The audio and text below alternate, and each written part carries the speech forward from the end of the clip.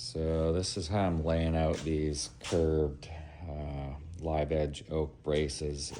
I have a plywood template with my angles cut long point to long point, so I can lay it down on here, kind of plumb down or square down to make sure the tip's just touching right on the edge of the round spot there.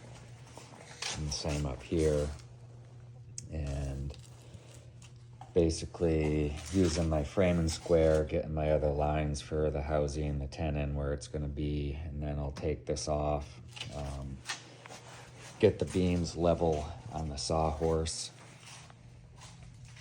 and then do a little bit of I guess modern scribing using a laser level or laser line. I can get the laser set up so it's going right on top of that line there, and then I'll trace where the laser is down the rounded side to the other side. Do that with all my lines on this face, flip it over, connect all the points, and then I can start cutting. Worked out pretty well on the last 4 that I did, so I'm going to do the same way. So step 1, basically I have a line on this board here, making sure laser's hitting right on that on both ends. So now I can set the laser up so it's shooting right across this line here. Trace that down, move the laser to here, do the same thing, and then I can get all these lines off of that. And since the laser shows up kind of thick here, I've got this edge of the laser line right on my pencil line the whole way. So when I trace this down, I'm gonna do this edge of the laser, not that edge, because that's a good,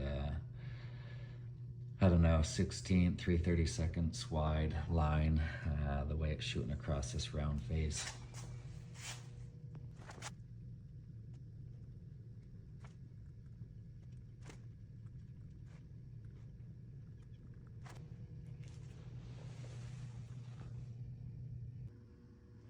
So you can see how important it is to mark one edge of the laser line, not the center. I am right on this side of my layout line. The way that laser's hitting this rounded face at that angle, that's a good 3/16 of an inch laser line, so that won't be very accurate. So I'm marking that very edge of the laser, not in the center.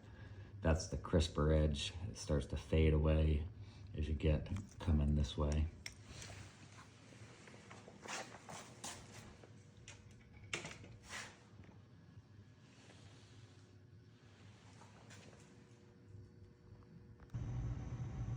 Now that I got the lines from the other side transferred around all my round edges, put the template back on and line it up with my shoulder line cuts there, and the same here.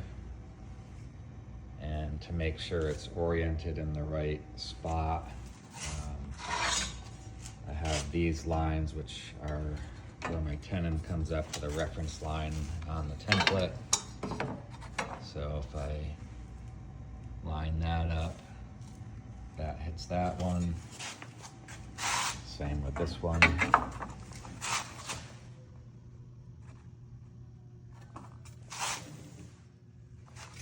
And if it's correct on the other side.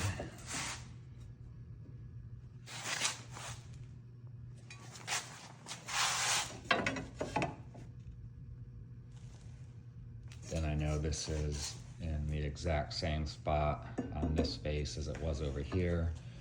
Connect all those lines and it's ready to cut.